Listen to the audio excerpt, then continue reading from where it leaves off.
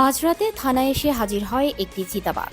দরজা খোলা পেয়ে বিনা বাধায় থানার ভেতর প্রবেশ করে সে। এই দৃশ্য ধরা পড়েছে সিসি ক্যামেরায়।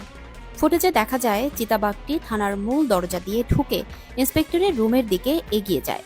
ওই সময় একজন কনস্টেবল অন্য রুমে বসে কাজ করছিলেন। চিতাবাঘটিকে দেখে তিনি শান্ত হয়ে ঘরের মধ্যেই বসেছিলেন। চিতাবাঘটিও কনস্টেবলের উপস্থিতি লক্ষ্য করেনি। ঘরে ঢুকে কিছুক্ষণ পর গুটি গুটি পায়ে বেরিয়ে আসে সে। চিতাবাঘটি কিছুক্ষণ স্টেশনের ভেতরে ঘুরে বেড়ানোর পর খাওয়ার মতো কিছু না পেয়ে সিঁড়ি দিয়ে নেমে চলে যায়।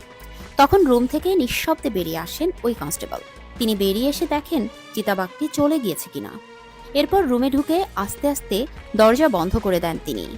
গেল ২৯ এপ্রিল ভারতের তামিলনাড়ুর নীলগিরির নাদুভট্টম থানায় এই ঘটনা ঘটেছে। ভারতীয় সংবাদ মাধ্যম জানিয়েছে, পুলিশ ও বন বিভাগ চিতাবাঘটিকে খুঁজছে এবং এলাকার মানুষকে সতর্ক থাকার পরামর্শ দেওয়া হয়েছে।